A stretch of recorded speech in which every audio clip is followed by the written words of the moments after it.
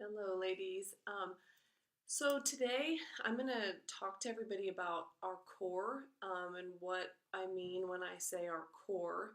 And then I'm also going to talk to you about our core breath, okay? And bear with me because I'm going to be looking down at my notes a lot because I don't want to forget anything, and I definitely haven't mastered the art of smooth videoing. But I wanted to make videos this time around. It's not anything I've ever done before.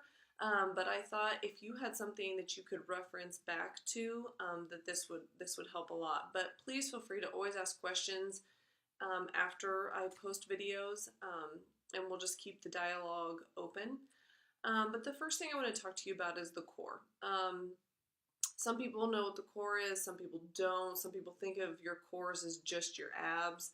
But I'm going to kind of try to clear up any confusion surrounding that.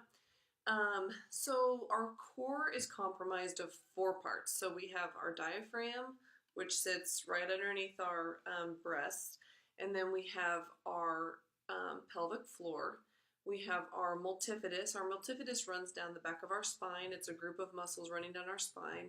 And then we have our transverse abdominis. And our transverse abdominis is also what's known as our inner corset. So a lot of times when moms say, I've been working out, I've been eating right, and I still just have this like mom pooch that I can't get rid of.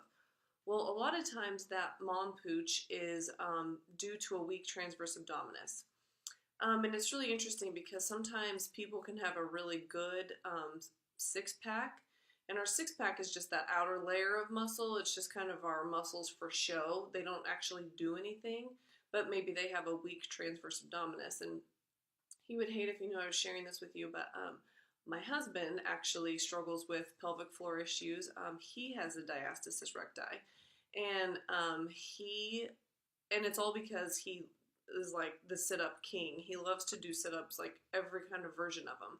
So like his outer unit of muscles are pretty strong, but he never knew how to strengthen his transverse abdominis, which left his core really weak.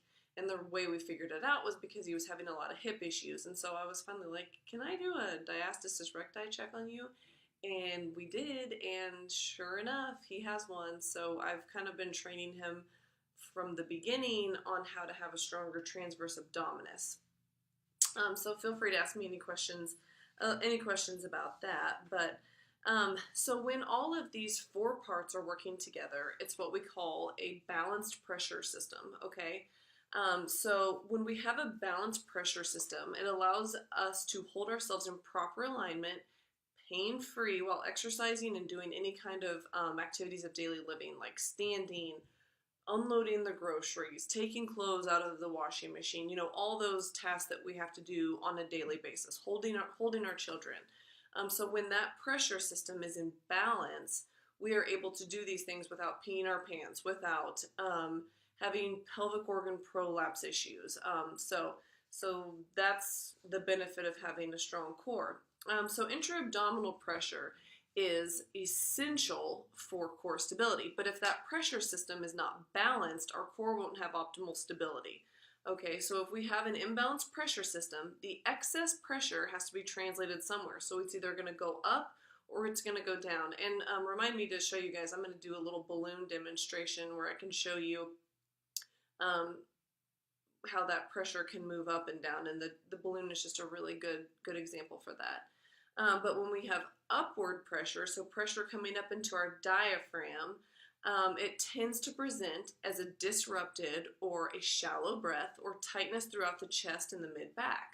Okay, and outward pressure, as in diastasis recti, or downward pressure causes pelvic organ prolapse. Okay, so to understand an imbalanced pressure system, imagine the typical woman. Okay, scenario here.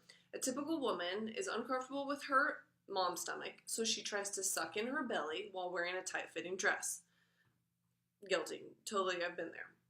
When this woman draws her belly in, that displaced pressure has to go somewhere, right? So first, it moves up into your diaphragm, and they can't take a nice full breath, which disrupts your core four, your multifidus, your transverse abdominis, your pelvic floor, and your diaphragm. So let's say the pressure for her is translated back down into your pelvic floor. Well, this results in incontinence or pelvic organ prolapse, okay? So it is super important to learn how to support this system so these things don't happen. I mean, take exercise out of the equation. We don't want it to happen while we're exercising, but more importantly, we don't want it to happen, when we cough, sneeze, laugh, all those things, right?